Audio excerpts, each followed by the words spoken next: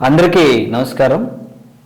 కూటమి పార్టీలు అధికారంలోకి వచ్చిన తర్వాత ప్రవేశపెట్టినటువంటి పూర్తి స్థాయి బడ్జెట్లో ఎలక్షన్లో ఇచ్చినటువంటి హామీలకు కేటాయించినటువంటి నిధులకు కానీ ఏమాత్రం పొంతన లేదు. కేవలం అంకెల గారిడి తప్పితే అమల్లో మాత్రం వీళ్ళు చేస్తున్న శూన్యమని మనకు అర్థమవుతా ఉంది.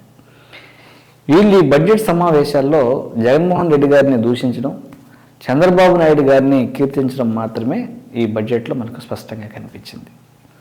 ఈ బడ్జెట్లో ప్రజల ఆశలకు కానీ ఆకాంక్షలకు కానీ అలాగే ప్రజలందరూ అభివృద్ధిపై పెట్టుకున్నటువంటి ఆశలన్నీ ఆవిరైపోయాయి నా అభిప్రాయం.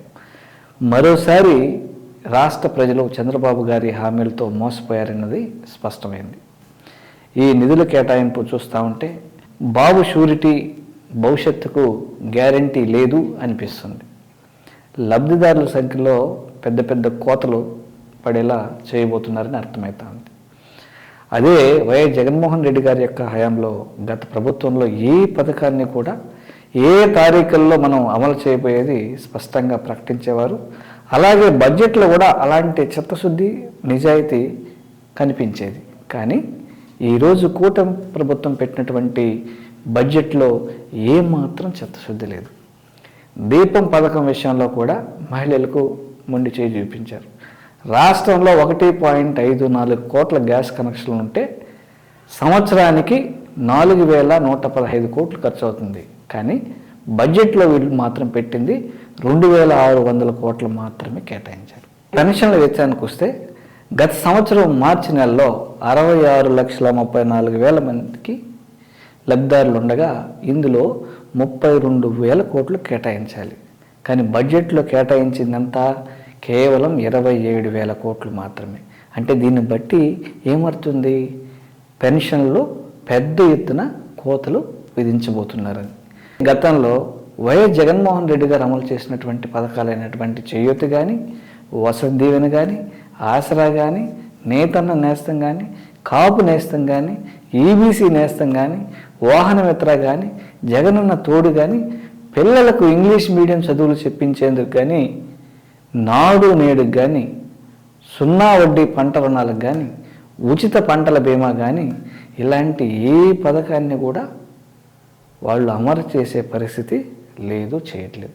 ఈ పథకాలన్నీ కూడా పేద బడుగు బలహీన వర్గాలకి ఆశాజ్యోతిలా కనిపించేది.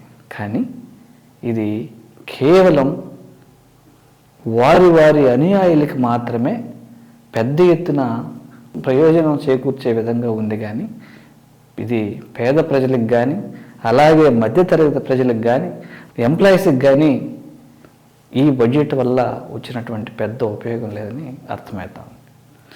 అలాగే విత్తనం సరఫరా నుంచి పంట అమ్మకం దాకా జగన్మోహన్ రెడ్డి గారి దూరదృష్టితో ఆర్బీకే వ్యవస్థను ఏర్పాటు చేసి వ్యవసాయానికి సంబంధించి ఏ సమస్య వచ్చినా కూడా ఆర్బీకే సెంటర్ల ద్వారా రైతులందరికీ సహాయం అందిస్తూ ఉన్నారు.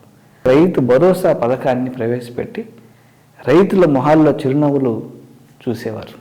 కానీ ఇప్పుడు ఎటు చూసినా రైతులు బాధలు తప్ప వాళ్ళకి ఇస్తానన్నటువంటి అన్నదాత సుఖీభవ పథకం అని ఏడాదికి 20,000 ఇస్తామని చెప్పాను.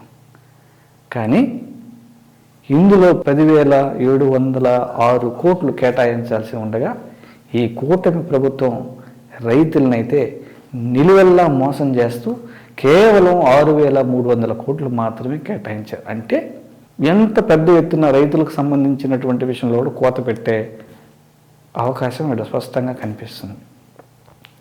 ఇకపోతే 0 వడ్డీ పంట రుణాలు, ఉచిత పంటల బీమా విషయానికి వస్తే సరే మిగిలిన పథకాలు మహిళలకు ఉచిత బస్సు ప్రయాణం అని చెప్పారు. అలాగే నిరుద్యోగ భృతి అన్నారు. 18 సంవత్సరాలు నిండినటువంటి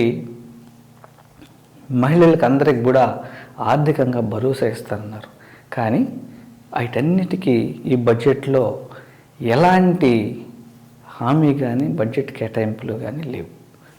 ప్రజలకు ఇచ్చినటువంటి హామీలను పక్కన పెట్టి కేవలం అంకెల గారిడీ చేయడం తప్ప ఈ బడ్జెట్ పూర్తిగా అసమతుల్య బడ్జెట్ అని ప్రజలందరూ గమనించాలి.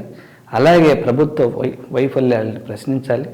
మోసపూరిత హామీలు ఇచ్చినటువంటి కూటమి ప్రభుత్వాన్ని నిలదీయాలి.